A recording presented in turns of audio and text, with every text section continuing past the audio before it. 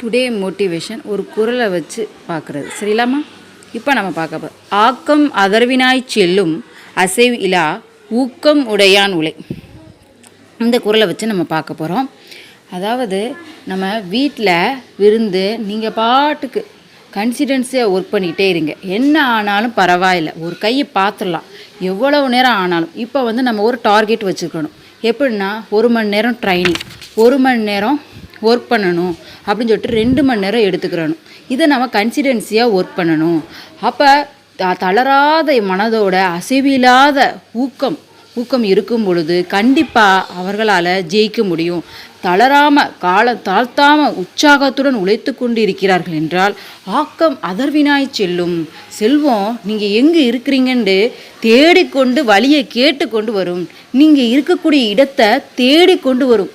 எது செல்வம் இருக்குல்ல, நீங்கள் ஊக்கமாக உழைக்கும் பொழுது செல்வமானது உங்கள் வீட்டுக்கே தேடிட்டு வரும்.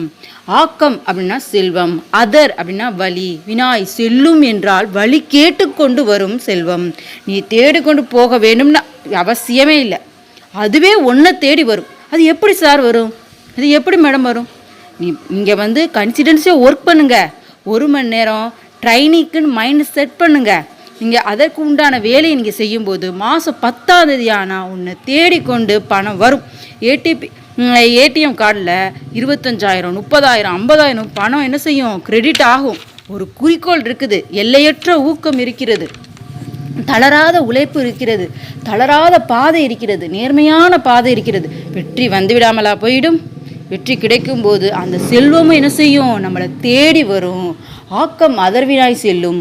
அந்த வீட்டில் ஒருத்தர் இருக்கிறாயா, ஊக்கமுடையவன் இருக்கிறா. யார்? ரிஸ்வானு, சரவணன், இன்னும் ஊக்கமுடையவர்கள்லாம் நிறைய பேர் இருக்கிறாங்க. அப்படின்ற என்ன செய்யும்? கன்சிடென்ஸியாக ஒர்க் பண்ணிக்கிட்டே இருக்கிறாங்க.